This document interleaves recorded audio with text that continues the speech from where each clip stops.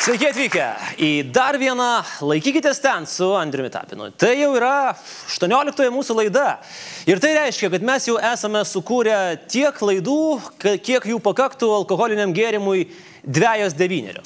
Tai yra čia tokios kaip ir 3-9, bet mes nusprendėm sumažinti 9 skaičių. Kodėl? Nes jeigu jau Seimas mažina Seimo narių skaičių trečdaliu, tai reikia būti pasiruošusiam, kad atitinkamai mažinsim viską. Jeigu buvo daina 40 kaštonų žalių, bus 26 ir 1/3 kaštonų. Jeigu buvo 3-9, bus 2-9. Jeigu degtinėje buvo 40 laipsnių, atitinkamai laipsnių bus 26 ir 1/3. Žodžiu, viską, tai va turėkite omeny, ką turėjo skaičiumi, čia bus 1/3 mažiau, kaip ir Seimo narių. Taip, mes tai turėdame omeny, kad Lietuvos valdžia vis dėlto nepasitikė alkoholiu, mes nusprendėme atsižvelgti į jų valią ir irgi imamės atitinkamų sprendimų. Taikom Ramūno receptą, mažinam 3-9 ingredientų skaičių ir viskas turėtų išsispręsti. Nes juk kaip ir Seime, taip ir 3-9 yra visiškai nesvarbu, ar 2, ar 3, ar 101, ar 101, vis tiek kala į galvą taip, kad mažai nepasirodo. Ir juk iš esmės svarbiausia yra ne ingredientų skaičius, o kokybė. Beje, 18 laida reiškia dar ir tai, kad paskutinį kartą lenkiame save pačius pagal Patreon platformos topę užimamą vietą. Iš 40 000 projektų iš viso pasaulio pagal rėmėjų skaičių esame 19. Pasitikėjimo Laisvės televizija išreiškia 4,5 tūkstančių žmonių. Per mėnesį mes iš jūsų gauname daugiau kaip $17 000. Ačiū labai už tai ir kviečiu visus taip pat remti ir prenumeruoti Laisvės televiziją. Be jūsų mes tikrai negalėtume gyvuoti, net minties tokios nebūtų, kaip beje ir be dabartinių valdančiųjų, ir be jų veiklos kasdienės. Kažkas dar sakė, kad nauja valdžia paliks mus be darbo. Mums reikia dirbti 3 pamainom pastaruoju metu. Jie netgi pareigybę, atrodo, specialiai mums sukūrė, ar ne? Koordinatorius. Taip? Ir yra rubrika. Koordinatoriaus naujienos. Ir būtent nuo čia ir pradėkime mūsų laidą. Koordinatoriaus naujienos. Tam, kad streso Seime būtų mažiau, reikia komfortiškos darbo aplinkos. Mat yra žmonių, kuriems susikoncentruoti padeda muzika. Pavyzdžiui, tos yra ekologiškai auginamos vištos, kurioms dedant kiaušinius augintojai groja Mozartą ir jos dirba produktyviau. Vat kažkas panašaus matyti ir su mūsų Seimu. Muzikos klausimu, kaip ir daugelio kitų pačių svarbiausių klausimų, pavyzdžiui, tautinių kostiumų, Seimas ėmėsi iš karto. Ėmėsi jo kultūros komitetas, nors klausimas net nebuvo įtrauktas į dienotvarkę, kaip sakė Ramūnas Karbauskis. Tai įvyko laisvalaikiu, nes pasak Ramūno, laisvalaikiu jis daro, ką nori. Ir su kuo nori. Kadangi Ramūnas dar neišmoko laisvalaikiu judėti taip, kaip tai darė jo pirmtakas, jis kurį laiką įrodinėjo, kad politikoje ir laisvalaikiu jis gali daryti, ką nori. Ramūnas laisvalaikiu tiesiog mėgsta pasėdėti su gera kompanija, pavyzdžiui. Na, ne dviese be abejo, o kultūros komitete su gera kompanija. Ir visą tai vyko gruodį, kai dovanoms paprastai yra išleidžiama daug pinigų, o kai kurioms jų net pritrūksta tų pinigų. Ramūnas dovanomis buvo pasirūpinęs jau gerokai iš anksto. Ja.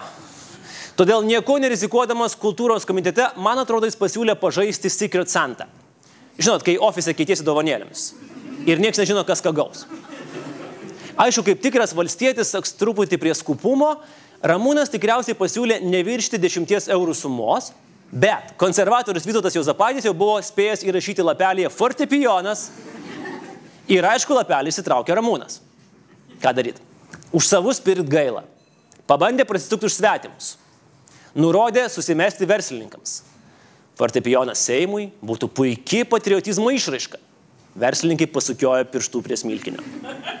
Beje, įdomi buvo ir Juozapaičio rolė.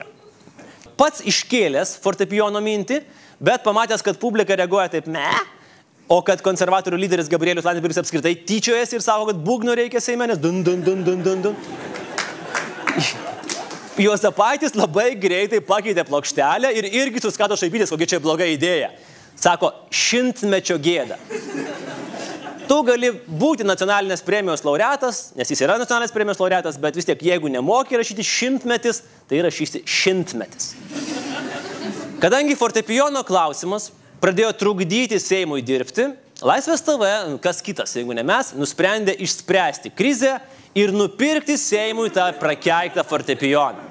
Net ir nuotrauką įdėjom, kokį fortepijoną planuojam pirkti. Nes koks Seimas, toks ir fortepijonas. Prie rimtų instrumentų jiems dar liestis ankstoka. Šitos idėjos nepraleido akyla valstiečių koordinatoriaus Liutauro Ulevičiaus akis. Ir jis greitai užfiksavo, kad sausio 15 dieną Laisvės televizija privalo padovanoti fortepijoną, o jis tada jūs organizuos kultūros komiteto raštą padėkos. Pagalvojo, pagavau Laisvės televiziją ant žodžio. Pasakė ir šventa. Likus kelioms dienoms iki sausio 15 kreipėmės į koordinatorių iš labai oficialaus elektroninio pašto fortepijonas@laisvės.tv. Mes turim žmogų televizijoje atsakingą už fortepijonus. Yra skyrius televizijoje, fortepijonų koordinatorius, jis turi turėti savo paštą. Taip pat dar turėsim paštą smuikas@laisvės.tv ir bajanas@laisvės.tv. Ir klausiam, tai kas priims instrumentą? Ir va čia koordinatorius pradeda blaškytis. Kažką murmėt, kad tokius dalykus reikia derinti prieš kelias savaitės su Seimo vadovybė. Bet mes sakom, mes tik instrumentą atvešim ir paliksim. Ir raštą pasiimsim. Nes va čia kaip gerai būtų raštas padėkos iš kultūros komiteto su Ramūno ir Gretos parašais, nes pirmininkas ir pavaduoti. Galų gale pats koordinatorius fiksavo 15 dieną. Atėjo 15 diena. Nors tai yra sekmadienis. Na, bet gerai, šventą dieną pasiimėm fortepijoną, kurį nupirkom ir važiuojam į Seimą. Žiūrim.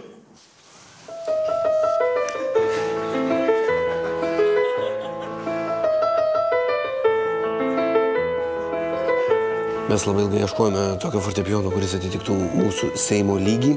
Galų gale štai tokį fortepijoną sukonstravome, netrukus jį sudėsime atgal gražiai į dėžutę ir sekmadienį, nes tokią datą fiksavo Valstiečių žaliųjų sąjungos komunikacijos koordinatorius, bandysime tą fortepijoną pristatyti į Seimą.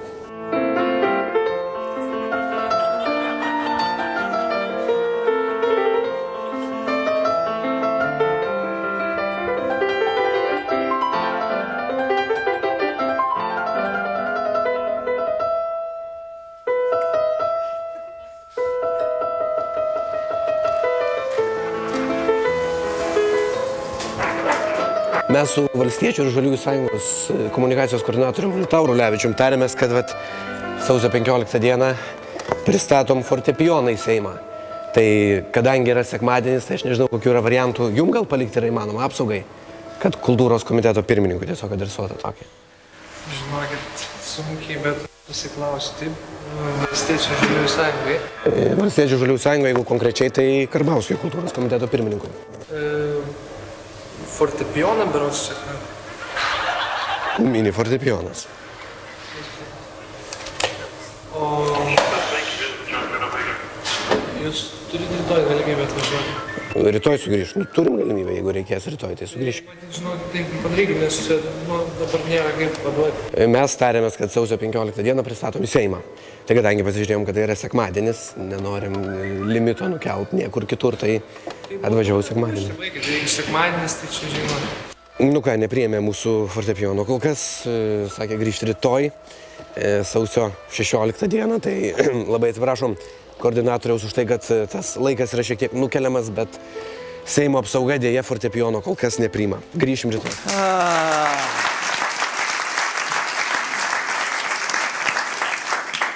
Tada išaušo netokia jau šventa diena, pirmadienis. Pasirodo, dovanos Seime dovanojamos ne taip jau ir lengvai. Jeigu nori į Seimą, turi pasirašyti ant tam tikro akto. Jis ne taip pagalvojot, aišku, bet aš kalbu apie dovanojimo aktą. Ir tada galbūt jau viskas bus tvarkoje. Grįžkime prie popierių. Visą pirmadienį praleidom tikslindami aktą, tikslindami barkodą, gaminio numerį, pavadinimą. Taip, kad Seimui galų galia paaiškėtų, kokį jie fortepijoną gauna. Kaip sakoma, Steinway & Sons. Arba kaip kažkas pasakė, & Sons. Nes ne visos dovanos yra tinkamos. Ir iš netinkamo dovanojimo valstiečiai galbūt jau pasimokė. Todėl... Sekantis klausimas.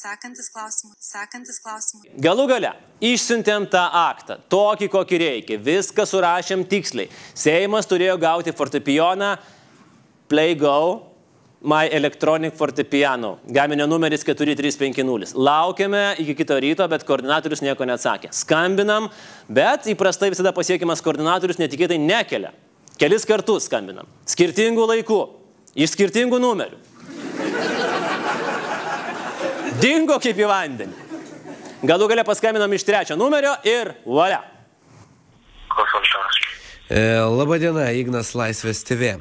Sveiki, Ignai. Žiūrėkit, išsiunčiau vakar visą tą aktą ten sutvarkytą ir patikslinta, kaip koks yra jo likimas. Ne prie rankos, tai po pietų prie to prisėsiu tik.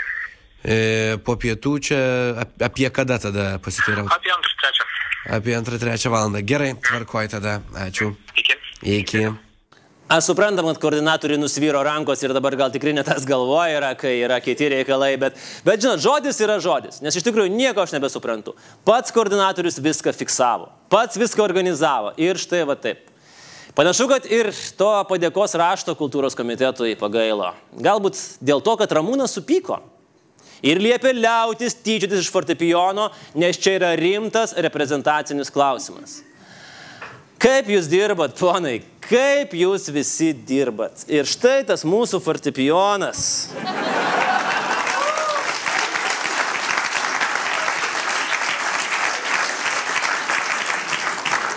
Taip, jis toks. Ir galbūt, aš suprantu, kad maestro Vytautas Juozapaitis gali groti ir baltais, ir juodais klavišais, bet mes netgi pasirūpinam, kad kiti komiteto nariai kultūros, kurie irgi norėtų prisėsti prie instrumento, jiems net nereiktų nieko daryti. Jie tik sėdėtų, taip rankas pakėlę, o paspaustų vieną mygtuką, pavyzdžiui, va, ir pradėtų groti muziką, pavyzdžiui. O.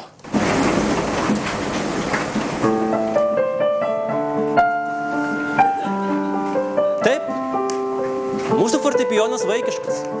Bet juk tokį ir žadėjom. Negi dar kažkam neaišku, kad kol šitas Seimas elgiasi kaip darželinukai, rimtų instrumentomis patikėti tikrai negalima. Gal kažkada, kai suaugsit, ponai, imsitės rimtų darbų, tada tikrai pažadu gauti tikrą fortepijoną. O kol kas jis liks čia, Laisvės televizijoje, kaip prisiminimas apie viską fiksavusi koordinatorių ir mūsų taip trokšta, bet negauta padėkos raštą.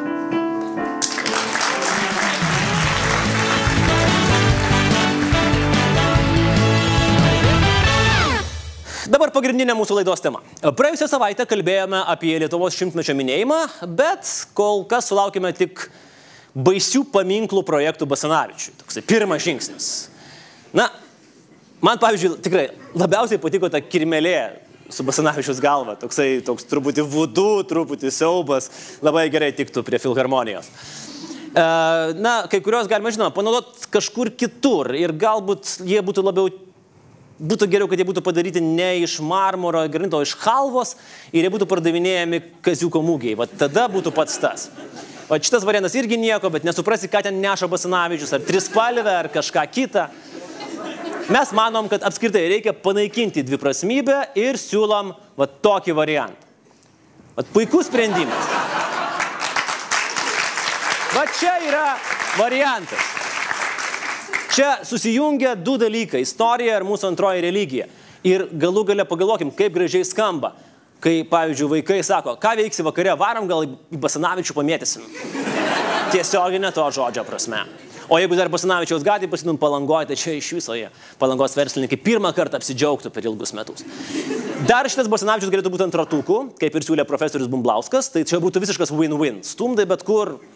Su Krepšinio federacija darai dylus ir panašiai. Čia visi daug diskutuoja. Basanavičiui paminklą. Nu visi nori tų paminklų kažko. Iš kur tas išprotėjęs lietuvių noras? Nežinau, kur tą Basanavičių padėti. Ką tik pasiūliau, kad Basanavičių galėtume gal sukurti ant ratukų. Prie filharmonijos palaiko. Pirmadienį prie filharmonijos. Nu, pavežiojam. Į Kauną atvežtume, gal. Gal. Nes nuveščiau, po to nebegrąžinsi. Bet įsivaizduoju, iš tikrųjų variantas tikrai neblogas. Ir ne, paimam, pavyzdžiui, per kokią vasario 16, iškilmingas paradas, reiškia, į vieną pusę žygiuojas šitie skustagalviai Lietuva lietuviams, o į kitą pusę mes su Basanavičium. Gerai, o ką mes turime be šito? Į pagalbą mums atskuba inovatyvus verslininkas, buvęs kandidatas į prezidentus Ir Laisvės televizijos rėmėjas Vladas Lašas. Nors jo idėja nei labai originali, nei susijusi su šimtmečiu, bet verta milijono. Nu, kur ten milijono?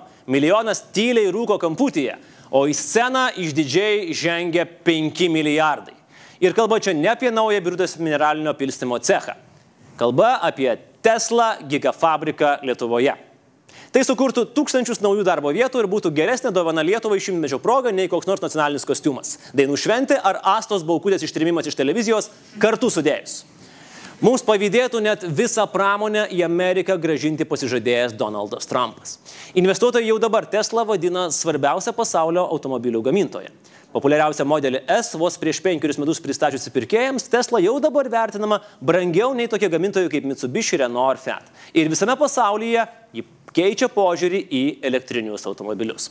Teslos vadovas Elonas Muskas teigia, kad tokie automobiliai iš nišinės prabangos prekės taptų visuotinai naudojama transporto priemonė ir žada, kad 18 metais parduos 500 000 automobilių. Ne veltui, vardas Elonas hebrajų kalba reiškia ąžuolą. Šito reto vardo savininkas yra Lietuvoje ir taip pat jis kelia savo didžiausius tikslus. Viskas, prie ko prisiliečia Muskas, virsta auksu. Pavyzdžiui, jis sukūrė PayPal ir už $1,5 milijardo pardavė. Jo įkurta SpaceX tapo pirmąją privačią kompaniją aptarnaujančią tarptautinę kosminę stotį. Na, o taip pat Elono planuose ir, žinoma, kelionės į Marsą. Ir čia iš karto siūlymas Elonui Muskui. Mes jau turime jums keletą paruoštų kosmonautų pirmąjai misijai.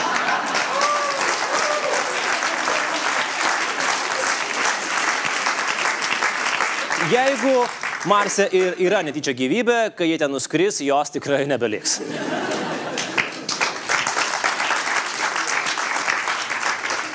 Stebėdami Teslos sėkmę, BMW, Volkswagen ir kitos didžiosios kompanijos greitai mobilizavo visus savo pajėgumus ir pradėjo kurti elektrinius automobilius. Beveik taip pat greitai, kaip teta Greta metė savo vyrą ir persidojo į naują Range Roverį. Na, maždaug tas ant to. Teslos tikslas fantastiškas – palaipsniui pakeisti visus vidaus degimo variklio automobilius elektriniais. Ir jeigu 2016-aisiais valstiečiams pavyko iškovoti tiek mandatų, o Teslos modeliui S tiek prabangių automobilių pardavimuose aplenkti S-klasės Mercedesą, panašu, kad šiame pasaulyje yra tikrai įmanoma viskas. Bet tam reikia drastiškai sumažinti automobilių ir baterijų gamybos kainą. Tuo tikslu jau yra pastatytas gigafabrikas Nevadoje, planuojami fabrikai Europoje, Kinijoje, Indijoje ir dėl Europos gigafabriko, žinoma, varžosi visi, kas tik netingi. Prancūzai vilioja Tesla, žadėdami uždaryti vieną iš savo atominių elektrinių Elzase tam, kad atidarytų fabriką. Pažadai. Mes jau prieš 7 metus tarsi žinodami uždarėm Ignaliną. Va, kur žmonės į priekį žiūri. Žinojo, kad reikės kažkaip Elonui Muskui įsiteikti. Taip pat žadamos mokestinės lengvatos elektromobiliams. Elzaso gyventojai netgi susuko filmuką, kaip kviečia Teslos investicijas pas save. Filmuką. Kas turi kontaktų žmogaus, kuris darė socdemų flashmobą? Mes tokį video dabar padarytume. Truputį padarius. Liko mums brangios ir šventos Elono Musko idėjos, o patiksiems. Suomiai dedikuoja Teslai visą miestelį su reikalingais resursais ir universitetu. Na, mes tuoj turėsim 15 nereikalingų universitetų, mes visus atiduosim Elonui Muskui.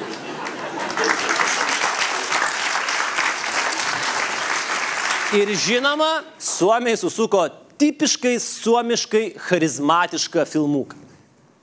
Around the world, Finnish culture means a promise made is a promise kept. Our reputation for rapid decision-making follows from this value of personal responsibility.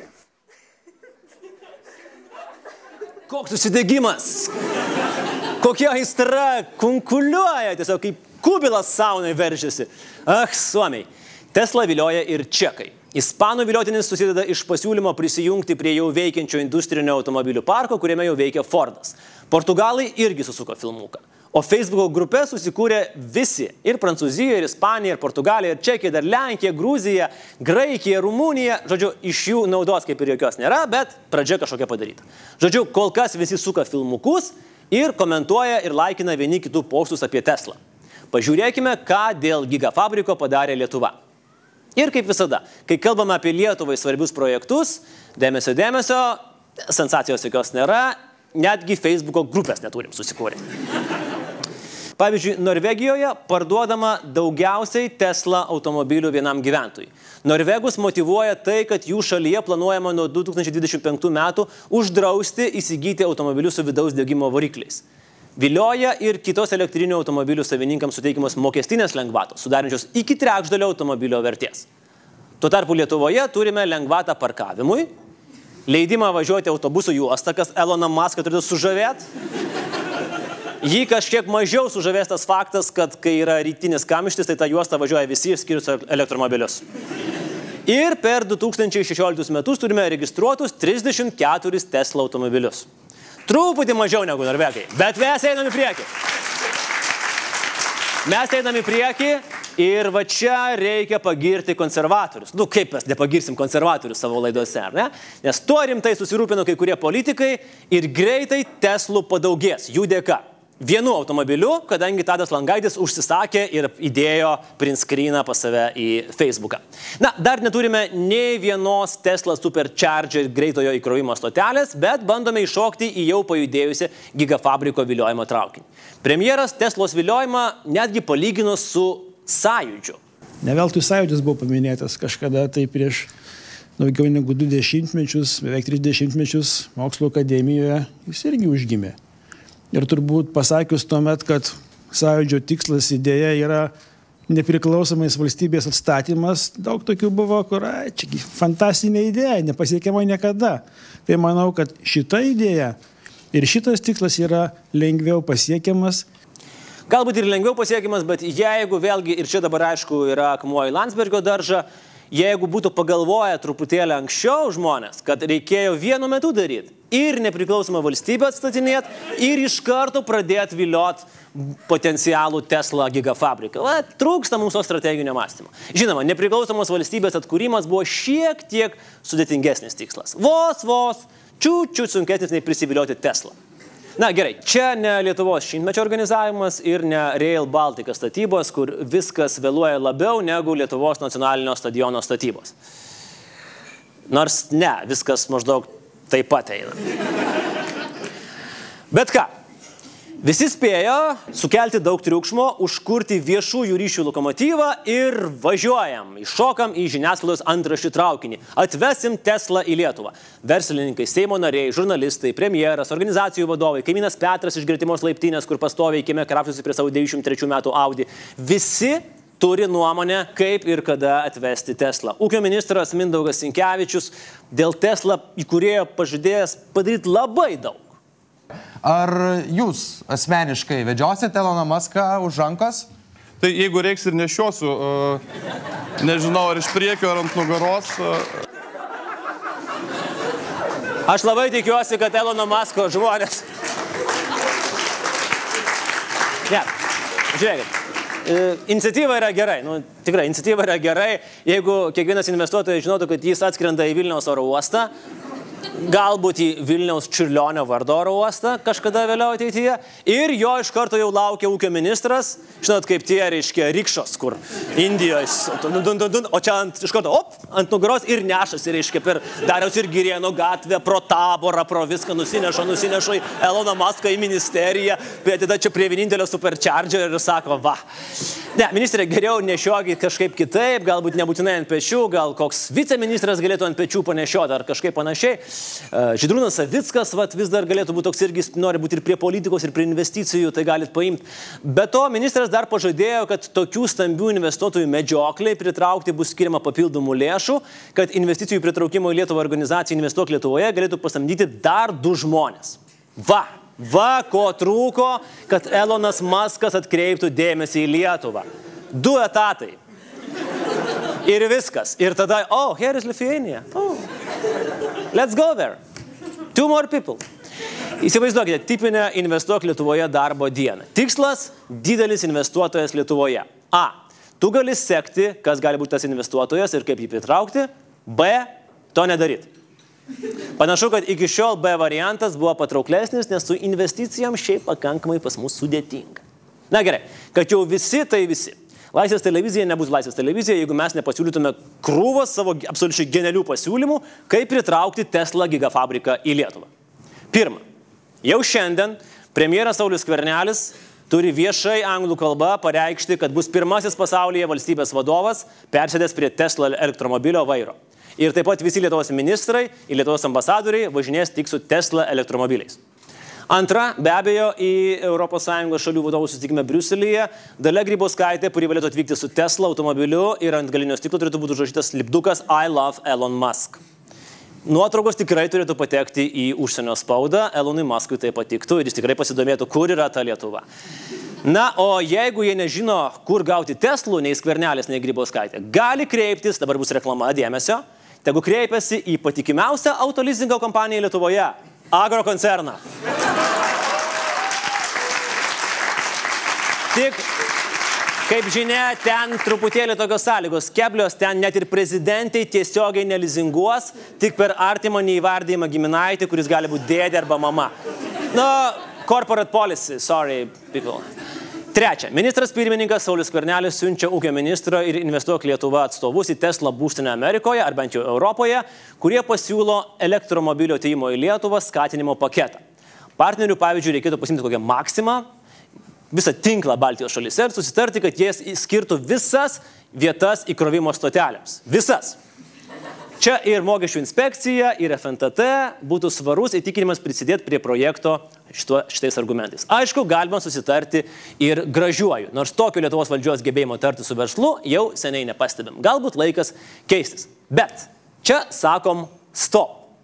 Galbūt jums šitie pasiūlymai pasirodė kažkur girdėti. Taip, turime būti atviri. Šios pasiūlymus sugalvojame ne mes.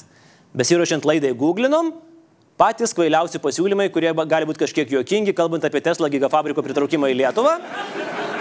Nes, Google viską gali surasti. Ir nepatikėsit, ką mums ten išmetė. Amžinai Vilniaus miesto merą Artūrą Zuoką. Ir po jo bairių tokių priskaldimų, galbūt reikėtų sakyti Artūrką Zuoką, nes čia jau yra maestro lygio bairiai. Ir Artūras Zuokas dar kartą įrodo, kad koks jis bebūtų, bet jis yra absoliučiai nepakartojamai tobulas populistas su šitais savo idėjomis. Taip širdžių meras visuose savo pranešimuose spaudai rašo vėjus ir griežia dantį ant valstybinės mokesčių inspekcijos ir FNTT. Matyt, neturėjo tinkamo prieimo prie Dainoro Bradausko. Artūrai, pasidalinkit tuo, ką rūkot, nes matosi, kad tikrai neblogai veikia. Gerai. Zuokas zuokais, o dabar jau iš tikrųjų mūsų pasiūlymai. Pirma. Atsimenat, praeitoje laidoje nagrinėjom Lietuvos 100-mečio minėjimo neorganizavimą. Tai tik primenu, kad visiems renginiams organizuoti reikės 200 milijonų eurų, kurių galimai yra, o galimai ir nėra. Na, tarkim, kad jie yra. Tai galbūt tuos pinigus panaudokim ne renginiams, o naujoms Teslams įsigyti. Už tiek pinigų galim nupirkti 5714 naujų Tesla automobilių ir padovanoti juos pirmokams.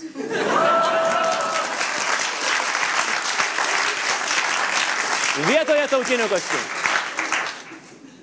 Visos Teslos turės būti geltonai žalios ir raudonos. Ant kapoto būtų didžiulis vytis, kaip Dakare. Ai, Dakare. Mes sakėm šitoj laidoj. Sakėm Vanagui. Black Hawk Down. Netikėjo. O ant durelių būtų užrašas 100. Va taip ir 100 paminėsim ir vaikam malonu bus. Ir žinoma, tikrai atkreipsim Elono Musko dėmesį. Nes jeigu Tesla yra automobilis be vairuotojo, koks skirtumas, kas sėdi vairuotojo sėdynėje. Antra. Gigafabrikui reikės daugmaž 400 hektarų žemės. 400 hektarų tai yra daugiau negu visų kada nors veikusių Maksimų plotas kartu sudėjus. 400 hektarų yra 3-6 Vilniaus akropoliai. Arba iki 666 futbolo aikščių. Arba 1% Ramūnui Karbauskiui priklausančio Agro koncerno žemės.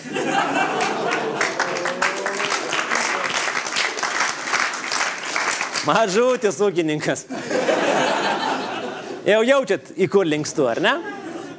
Žemę Teslai padovanoti turėtų pats ponas Karbauskis. Nebejoju, kad atsidėkodamas Elonas Muskas padovanos jam ir fortepijoną, ir Tesla automobilį. Abu elektrinius. Ir tada tą Tesla Ramūnas vietoj to seno Range Roverio galės išnuomoti savo frakcijos nariams. Trečia. Elonas Muskas yra viešai išpažinęs savo simpatijas animaciniam serialui Byvis ir Tešlagalvis. Mūsų pasiūlymas – kuriam animacinį serialą Byvis ir Teslagalvis. Jis kažko primintų legendinį pirmtaką, tik tai mūsų versijoje Teslagalvį pakeistų toks personažas, kuris būtų išsilavinęs, kultūringas, elektrinių automobilių entuziastas, nuolat bandantis į doros kelią atvesti savo nekultūringą kolegą, vairuojantį dujomis varomą Audinę 3. Elonas Muskas turėtų įvertinti tokias visuomenės švietimo pastangas. Na, o dabar rimtai. Reikia pasidžiaugti, kad kilusios kalbos rodo brandą. Ateina supratimas, kad netautiniais kostiumais, geltonkasėmis, lietuvaitėmis ar cepelinais su spirgučiais reikia pritraukinėti investicijas. Būkime atviri. Na, nėra daug šansų, kad prisitrauksime Tesla gigafabriką, ypač žinant, kur yra Lietuva. Ir aš kalbu ne apie geografinę padėtį. Lietuvoje šiaip investicijų klimatas nėra labai palankus ir prie to dar reikia daug dirbti. Į šią problemą visai neseniai atkreipė dėmesį tas Britas, žinot, Vilniaus miesto tarybos narys Markas Adamas Haroldas, kuris, kai nesikeikia, kartais pasako visai neblogų idėjų. Pasak jo, Tesla draudžia net menkiausias homofobijos, rasizmo ar kitokios diskriminacijos apraiškas šalyse, į kurias jinai investuoja. Na, nedraudžia, bet galbūt jau taip labai skersai žiūri.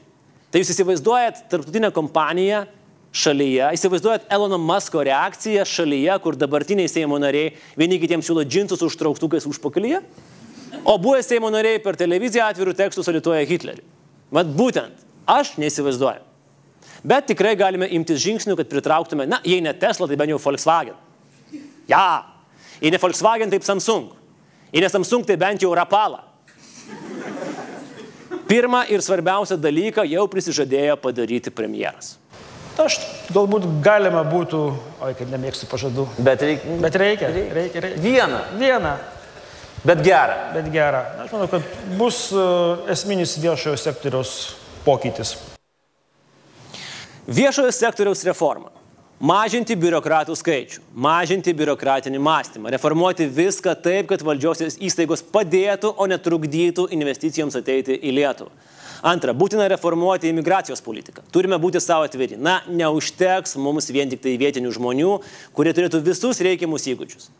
Kol, pavyzdžiui, tokioje Lenkijoje, žinoma, daug paprasčiau užsienio įmonėms samdytis užsieniečius, tol svajoti apie gigafabrikus mums tikrai yra per anksti. Ir trečia, tas prakeiktas tiek nervų visiems suėdantis darbo kodeksas. Mielieji, jeigu visi investicinės aplinkos tyrimai sako, kad dabartinis mūsų darbo kodeksas yra didžiausias kliuvinys kurti darbo vietas, tai kiek galime apsimetinėti, kad viskas yra tvarkoj? Dabar įsivaizduokite investuotoją, kuris mato. Ką jis mato? Per konvulsijas Seimas tvirtina darbo kodeksą. Prezidentė jį vetuoja. Išvadina visus liguistais. Seimas vis tiek priima, nes jis žino, kad yra liguistas. Ir tai priima kaip komplimentą. Po rinkimų naujas Seimas sako, ne, mes neliguisti, mes normalūs, mes žali. Ir atideda jo įsigaliojimą. Ir dar kada žada jį pakeisti. Tai ką jūs darot, matydami visą šitą jovalą? Nusispjaunate į tokią šalį ir investuojate kitur. Ir dar yra begalė reikalavimų. Ir dar yra begalė ekonominių, socialinių, galų gale moralinių reformų. Mokesčių skaidrumas, paprastas administravimas, švietimas, savivaldžių automobilių įteisinimas, visuomenės atvirumas mažumoms ir taip toliau. Ir jeigu naujoji valdžia įgyvendins bent pirmus 3 pokyčius, jau bus didžiulis žingsnis į priekį. Gal tik pirmas, bet užtikrintas žingsnis link Tesla ar kurios nors kitos pasaulinio lygio kompanijos gigafabriko Lietuvoje. To ir linkiu mūsų jaunajai demokratijai.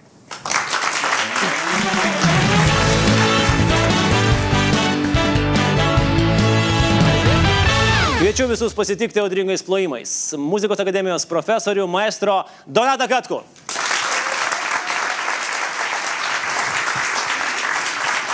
Aš pažiūriu į kultūros komitetą ir darosi gerą. Dabar jūs man papasakokit, bet jūs grodamas su altu, ne su kaltu, o su altu, kaip jūs nešėt kultūrą į liaudį? Ar jūs važiuodavot į kolūkius? Būtinai. Taip. Nes matot, tai galite... Atvažiuojame į kolūkį. Pilna salė kolūkiečių. Mūsų audringi plojimai. Mes pradedam groti Bramsą. Nu, grojam. Grojam kolūkiečiai, paskiau kolūkio pirmininkas pavaišina. Tokias būdavo pirtelės. Labai geros pirtelės buvo. Kolūkio pirmininkas pakviečia, ten padengta, tokios 2 tetos stovi, reiškia, pripilta pilna šnapso, nepilna ta. O geri laikai buvo. Atėjo Landsbergis. Koncerto metu aš gal net išsivaizduoju. Ne, mes dar jau buvom pagroję. Ir jisai išdraskė mus. O tai suprantate, kad jis dabar, pavyzdžiui, jeigu pasižiūrės, o jeigu nepasižiūrės, tai mes parodysim ir nusiūsim įrašą, jis atskirs nuo bažnyčios. Už tokius bajeriukus. Tikrai, jo? Tai čia labai pavojinga yra. Klausykit, ar galima iškirpti šitą vietą? Galima, aišku, viską galima. Mes turim labai gerą montuotoją. Ir aš žinau tik tai vieną. Yra mūsų. Atsargiai su ranka. Yra vadas. Tai dvigubai atsargiai su ranka.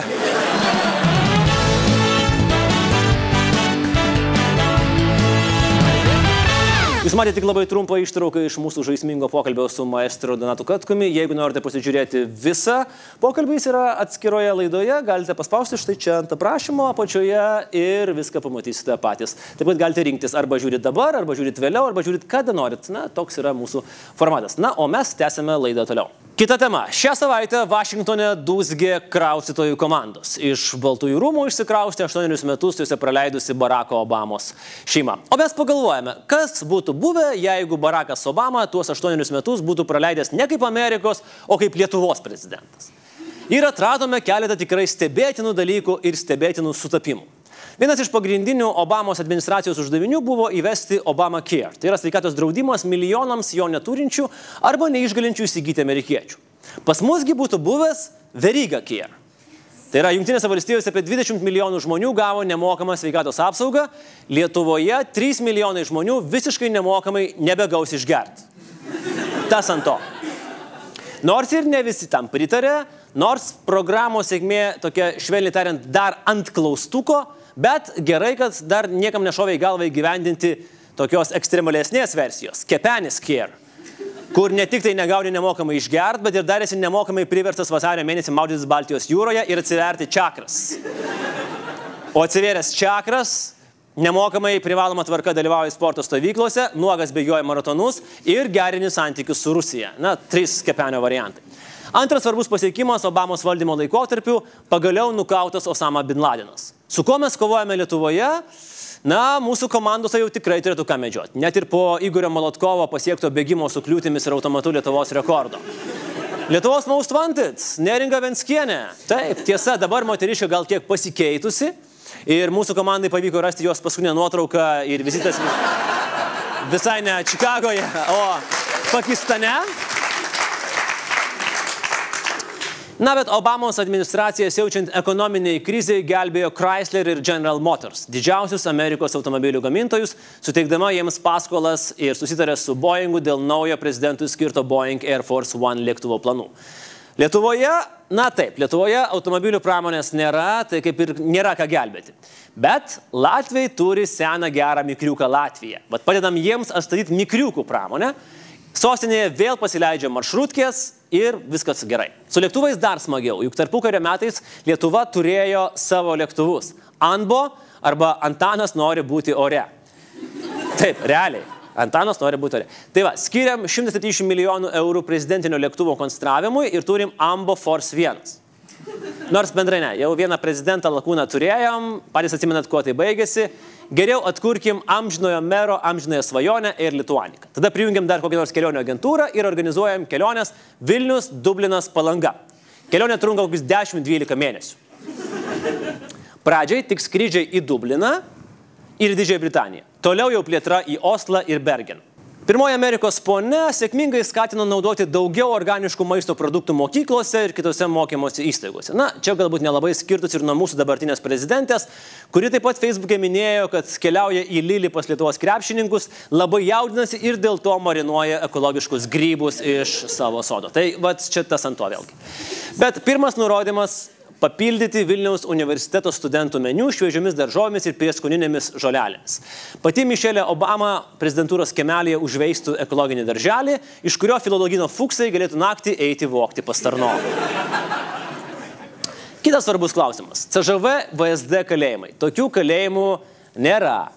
Na, vieno nėra, Saremos saloje Estijoje nėra, vieno Gotlande Švedijoje nėra, vieno Antaviliuose nėra, Nemuno saloje nėra, Trakų saloje irgi nėra, na ir dar Būtingės terminalo vieno irgi nėra. Žodžiu, svarbiausia sakyti, kad nieko nėra. Bet jeigu rimtai, tai visose tose kalėjimuose uždrausta naudoti kankinimo vandenių procedūras. Kankinimas vandeniu panašu, kad bus grąžinamas į Lietuvą per Veryga Care ir Kepenis Care programas, siekiant priverstinai išblaivinti piktybinius alkoholikus, kurie net naisiuose tie 5 valstiečiai nesigėdė įkalti, kad ir ką jiems besakytų Ramūnas. Laisvų nuo prezidentavimo Amerikoje laikų Obama žaidžia krepšinį. Lietuvoje tokios prabangos nėra. Lietuvos rytui pradus Lietuvos geležinkelių finansinę paramą ir nebeišgalint nusipirkti legionierių, savaitgaliais matyt pats Obama nusikabintų nuo vinės sportbačius ir eitų padėti sostinės klubui. Į klausimą, kas bendro tarp Lietuvos ir jos prezidento Baracko Obamos, atsakymas būtų: abudu yra lengvi kraštai. Kitas klausimas, ar išbėgsit į aikštę, irgi įgytų visai naują prasmę. Santykius su Rusija tradiškai bandoma perkrauti. Na, čia kaip matom nėra nieko naujo. 5-oko sprendimas. Kompas pakybo, tai ir spausk reset, nors paprasčiau būtų pradėti nuo nulio. Dar nėra buvę jokio valstybės vadovo, kuris nebūtų bandęs savo darbo pradžioje susitarti su Rusija, ir lygiai taip pat nėra jokio valstybės vadovo, kuris vėliau ar anksčiau būtų pamatęs, kad tai yra dar beprasmiškesnis užsiėmimas negu prausti su ūkiniu muilu. Lyg ir pigiau, lyg ir turėtų veikti, bet efekto nulis. Sekantis klausimas. Na ir galiausiai, kaip visuomet pats didžiausias pasiekimas karjeros pabaigoje, kai tave pakeičia populistas šiaudų spalvos plaukais ir mažomis rankutėmis. Bet nesupraskite neteisingai. Mes esame didžiausi vyrukų šiaudų spalvos plaukais fanai. Tiek čia, tiek už Atlanto. Ir labai tikimės, kad čia bus ne tie atvejai, kai iš anksto pasklidęs blogas kvapas nesutrukdo būti nustebintam gero skonio. Štai tiek šį vakarą, laikykitės ten. Buvo įdomi laida, buvo įdomi savaitė, kita savaitė bus dar įdomesnė. Žiūrėkite Laisvės televiziją, prenumeruokite mus čia YouTube platformoje, tapkite mūsų rėmėjais, be jūsų mes tikrai niekas. Ačiū ir iki pasimatymo kitą savaitę. Laikykitės ten. Iki!